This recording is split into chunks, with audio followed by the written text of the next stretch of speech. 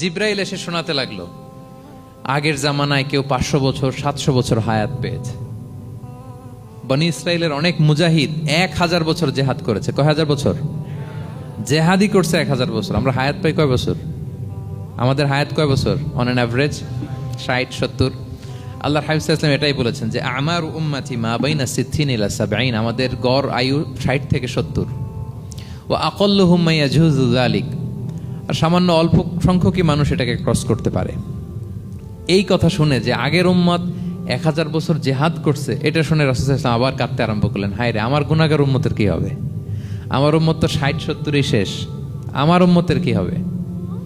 আবার চিন্তিত, আবার কান্নাকাটি। তখন আল্লাহ তাআলা নাজিল করলেন, ইন্না আনজালনাহু ফি লাইলাতিল কদর ওমা আদরাকা মা লাইলাতুল কদর লাইলাতুল কদরি খায়রুম মিন আলফি শাহর। নবী আপনি কাঁদবেন না, ওদেরকে হায়াত দিছি বেশি, কদর দেই নাই।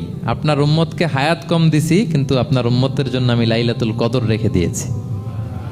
এক কদরের রাতে ইবাদত করলে খায়রুম মিন আলফি শাহর, 1000 মাস ইবাদত করলে যে পরিমাণ সওয়াব, অতটুকু না, খায়ের এর চেয়ে বেশি সওয়াব আল্লাহ তাআলা আপনার উম্মতের আমলনামায় দিয়ে দিবেন। আবার আল্লাহর হাবিব সাল্লাল্লাহু আলাইহি ওয়াসাল্লাম মন ভালো হয়ে গেল।